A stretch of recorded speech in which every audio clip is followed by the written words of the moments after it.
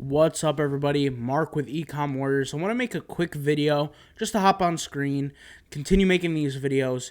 I want to give you guys a video on 3 different tips that can help everybody watching this when it comes to building your first business, creating your first Shopify store, maybe you're starting your first funnel, whatever business you guys are operating. I think this game plan that I'm going to give you, these 3 tips, are going to help each and every single person watching this. Now, not everybody's going to use these tips because some people are advanced, but even if you are advanced, you could always use some of these tips to somewhat boost yourself up, right?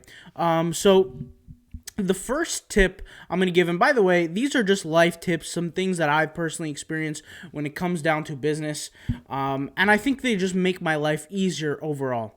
Okay, the first tip is that you don't have to be amazing with the whole business process in the start. The goal is to get sales. You don't have to be too fancy with it, right? You don't have to have the world's fanciest ad or the best funnel or the best website. I know I've talked about premium Shopify themes in the past, and I've advocated heavily for them. But the reality is, if you can't afford something like that right now, you could always start off free, right? And I know that's hard to hear for some people, and they want to hold themselves back. They're thinking they're holding themselves back.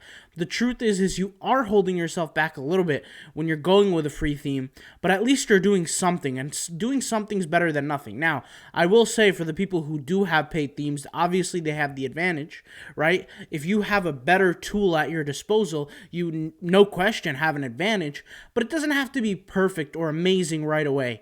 Understand that it's normal, it's natural to develop yourself and build up, and you don't have to start crazy, right out the gate. I mean, just to give you guys an example, when I first started business, I had about roughly $3,000 saved, and about more than half of that was spent on physical product, right? I didn't know how I was going to advertise the product. I had never built a website in my life. I didn't know what to do, so I shipped it all off to Amazon, hoping that it would sell. Now, it just so happened that it didn't sell, and that's what actually started my journey for me, and I had to learn how to do the marketing on my own website. But nonetheless, the point here is that, it doesn't have to be fancy at the start. I think we all get a little bit, paralysis analysis, right? Paralysis by analysis. We all get a little bit paralyzed, a little bit slowed down because, the finished product is not too amazing. And that's okay. As long as you get the finished product out there, work on it, slowly test, but make sure you get it out there. And that's the first thing. Don't let that hold you back. The next thing I want to talk about, or step number 2, is have reserves in your bank account for that specific business. So if I were you guys, this is what I would do: is I would allot a certain amount of money towards the business. This is exactly what I did. Now, it just so happened for me, I did something I don't recommend, which I used all my money because I didn't have much of it, obviously, at the start.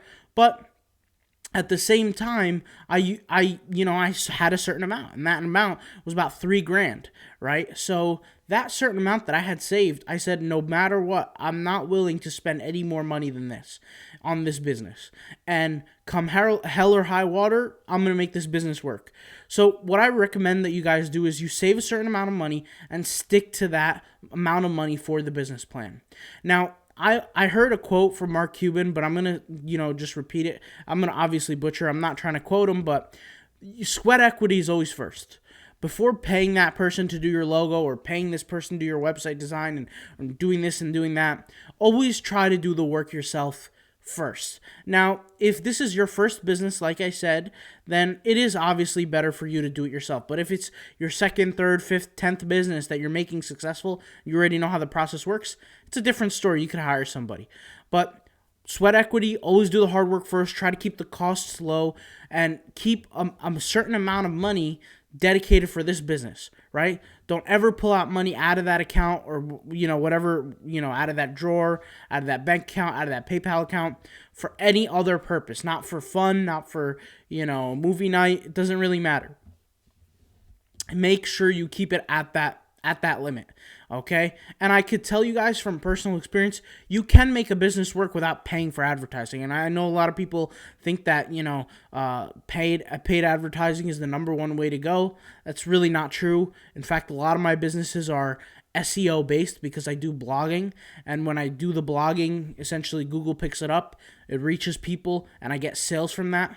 And I do that all the time, literally. I think I've spoke about this many times, but from the period of 2018 to 2019, me and my team, after I sold my agency and the clothing company, I decided, hey, or excuse me, not after I sold the agency, while I had the agency, but after I sold the clothing company, I would create 10, not me, but, me and my team of VAs, I would tell them we're going to create 10 to 15 virtual assets every single month. When I say virtual assets, I didn't say that to them, obviously. I said websites, funnels, anything that we could sell, 10 to 15 of them per month. And some of them worked and some of them didn't, and that's fine. But the ones that did, obviously, I kept.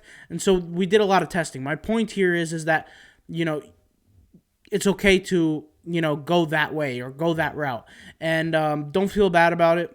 Okay, a lot of people get into business to make money, but we all start for the same reason, to make money, but not all of us go through the process. And it's okay not to spend money on ads. Like, I know this is a crazy thing that I'm saying, but for the people who follow me know this, because I've voiced my opinion on this in the past. For people who are new and maybe haven't seen some of my videos, you guys know what I'm talking about.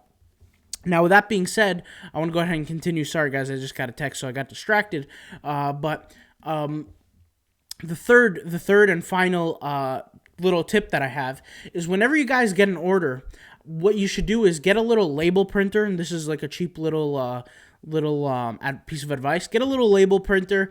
A good example is like the Dymo, and you don't need the biggest one, just the regular cheapest one. I think it's like $70, $60, $100, whatever the case may be. And print out little coupons that you can, on the label printer, and throw it in with the order. You never know what it could do when you get a customer back, and that's just an extra incentivization factor to get that person to be like, wow, I appreciate this business. They gave me a coupon. Now the next time I order, I'm going to use the coupon order from them. So that's just it, guys. Is these 3 tips, I know they're simple. I know you guys are probably doing them already, but let's face it, there are some people out there who are beginners, who are starters, not sure where to start. So let me just reiterate on the 3 tips one more time. Okay, we had the little coupon tip, right? Throw those little coupons in the order whenever you ship out an order. Throw them in there. It helps boost some sales, maybe here and there.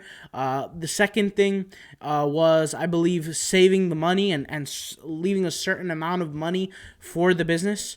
Sweat equity matters. And of course, without further ado, I appreciate you guys watching. That's all I got to say for today's video. I know I haven't been making videos and I haven't been consistent. And to be honest, I just haven't had, I don't want to say the motivation, but I hadn't had the energy. But that's all changing. So I'm going to try to keep it smooth sailing from here. Today's April 24th. Try to keep making videos every single day on this channel. Even if it's a simple tip video like this, it might help somebody out. It's nothing crazy. It's not a click-by-click tutorial, and we'll have those in the future. But, it's something, all right? I'll talk to you guys later. Thank you guys for watching. I appreciate all you guys. Also, side note, sorry, I said this towards the end. I wish I would have said it in the beginning. I want to start doing live streams. So tell me what you guys think. Is it better to live stream like in the morning? Is it better to live stream at night, in the afternoon? You guys know I work on my own time. I work on my own schedule. I don't have a boss. I am my own boss. And, I want to know what's good time for you guys. So you guys let me know. If, I want to start live streaming. I want to start taking some questions, in person, kind of through video. Maybe even do like a cool call-in show where we could just communicate and just bounce business ideas off of each other. I think that would be pretty cool. Yeah, that's really all I got to say. Thank you guys for watching, and I'll talk to you guys later, all right? Peace.